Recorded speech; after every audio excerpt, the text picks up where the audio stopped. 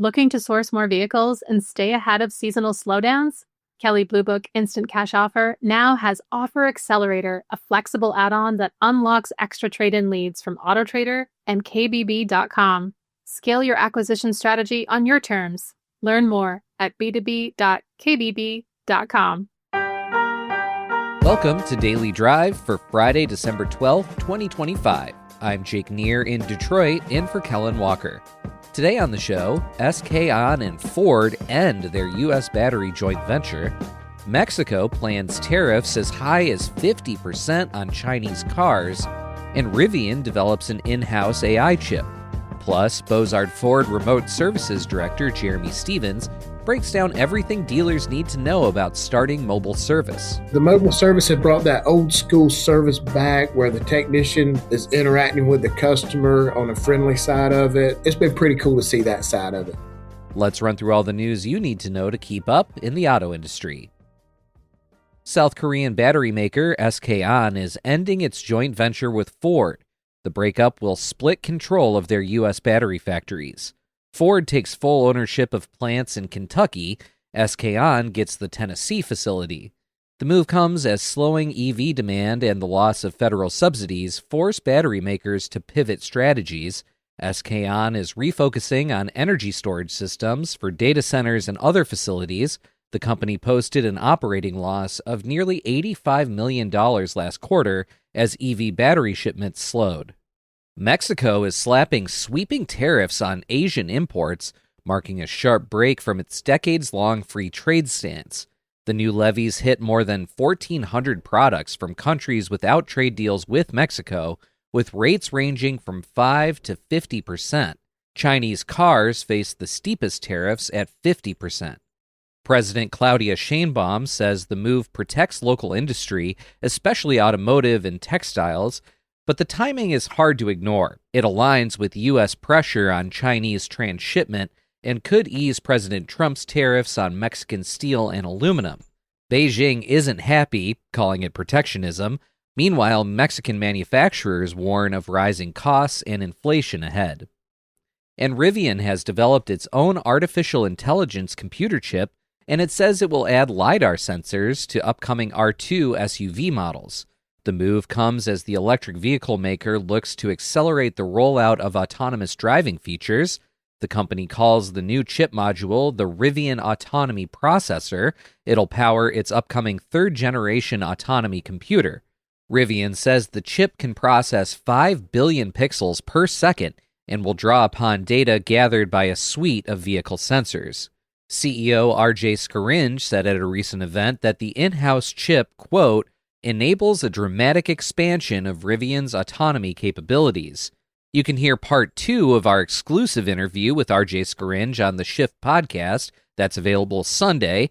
He and our own Lawrence Iliff sat down before the new chip announcement, but they talk at length about Rivian's self-driving ambitions. And those are today's headlines. You can find more details on all of those stories at autonews.com. Yesterday on the show, we talked about President Trump's decision to float an idea that would blow up USMCA and end decades of trilateral North American trade relations. He says he's instead considering separate trade agreements with Mexico and Canada. Here to talk about the latest on the USMCA saga is our own John Irwin, who covers the supply chain and international trade for us at Automotive News. John, welcome back to Daily Drive. Thanks for having me. All right, so as much as you can tell, what is the thinking behind this, and what would it mean for the trade landscape in North America and beyond if we were to see USMCA essentially go away and then have these two different trade deals with both Canada and Mexico? Yeah, it would represent a pretty stark change. I mean, we've had trilateral agreement in place between the three countries since NAFTA went into effect in 1994.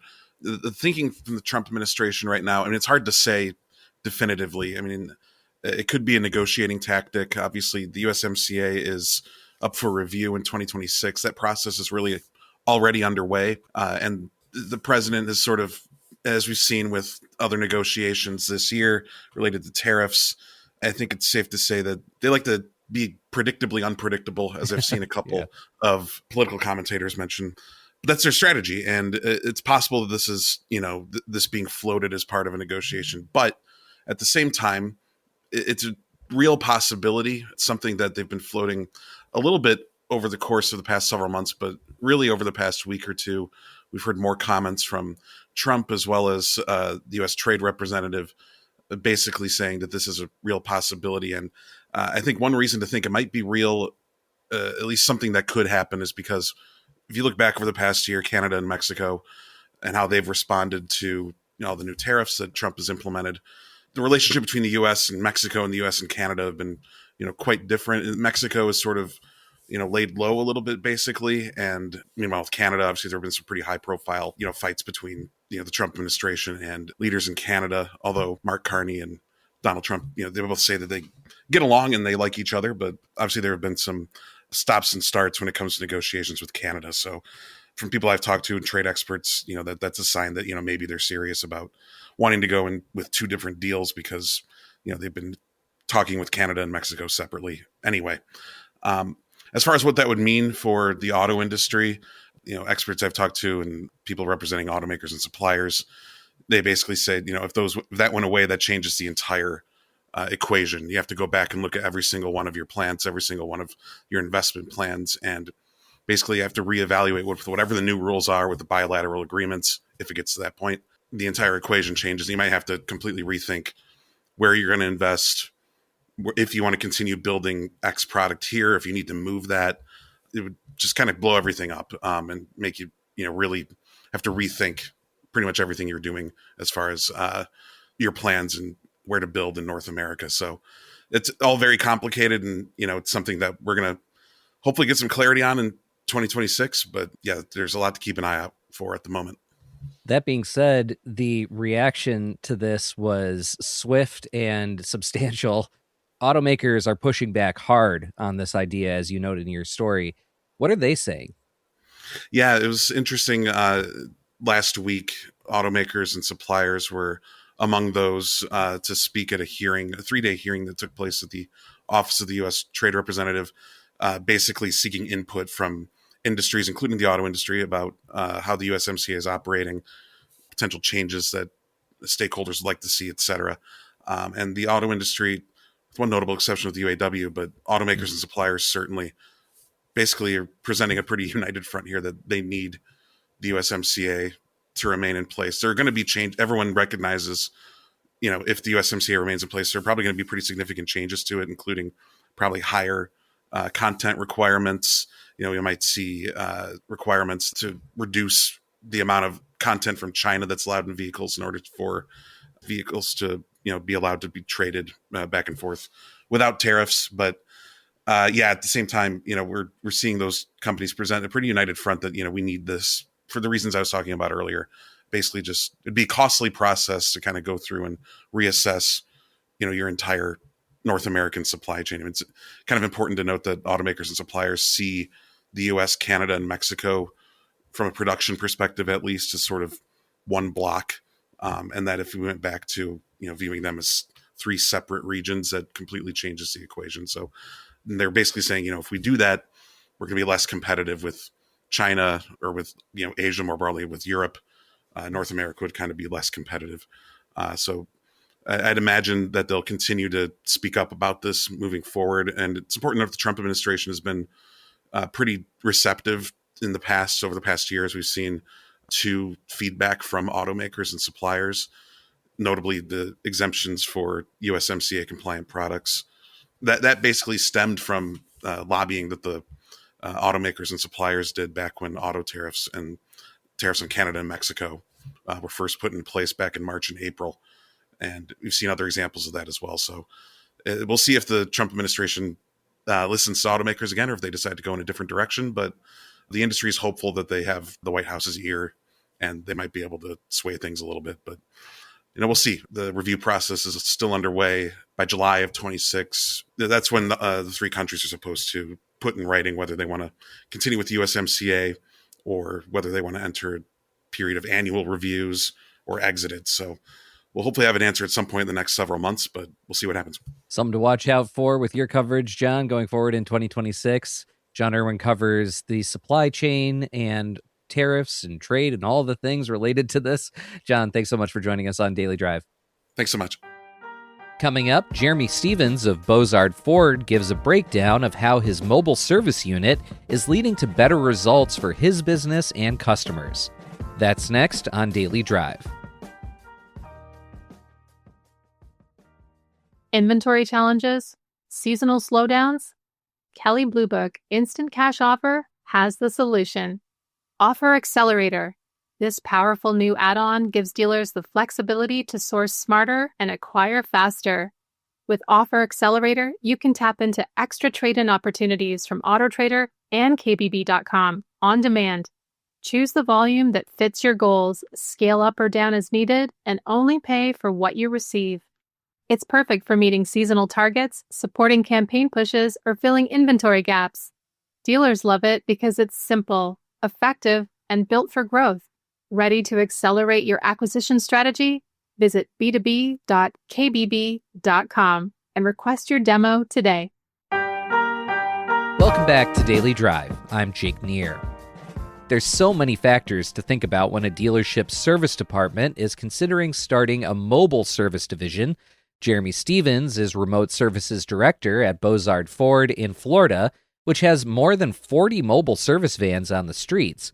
Stevens decided to start a 20 group focused on the business. He spoke with Automotive News senior retail editor Dan Shine about the most common questions he gets about starting mobile service. Jeremy, appreciate you being with me for the Fixed Ops Friday edition of Daily Drive. Oh, thank you for having me.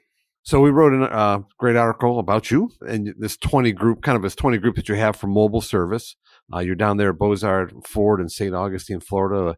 As the story said, the stuff of legends, 40 plus mobile service, vans, trucks covering the area out there. And I follow you on LinkedIn. I see your LinkedIn post and you're talking about, mobile service all the time. And as a result, people started reaching out to you with questions. So you said, let me form this little 20 group, I guess you call it.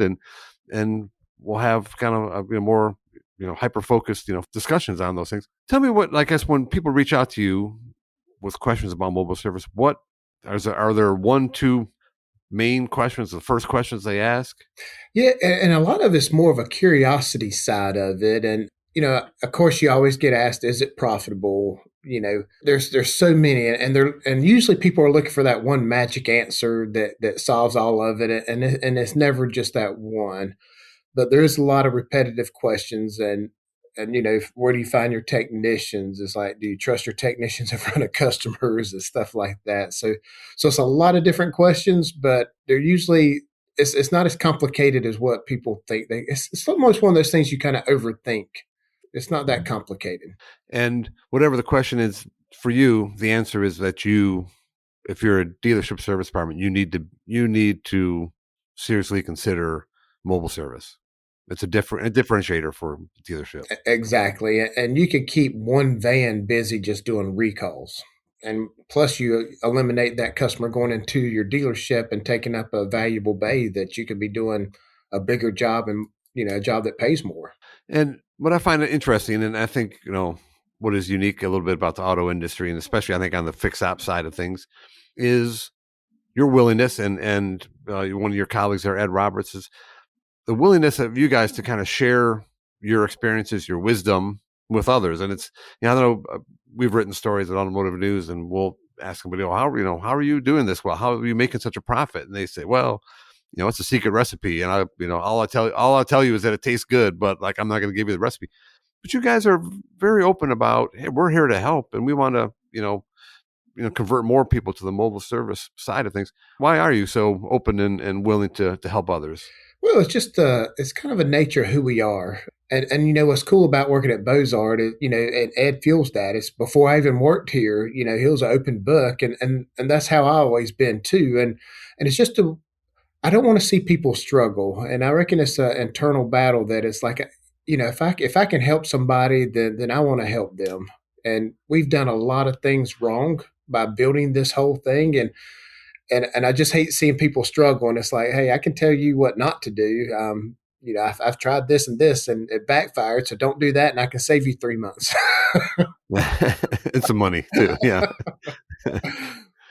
What are let's say, if I'm considering this, what are maybe the first three things I need to be consider, what I need to think about before I go out and buy a van and outfit it? What are the things I need to be asking myself? Yeah. And that is a typical question that I get asked a lot. And you need to have some vision, what direction you want to go in.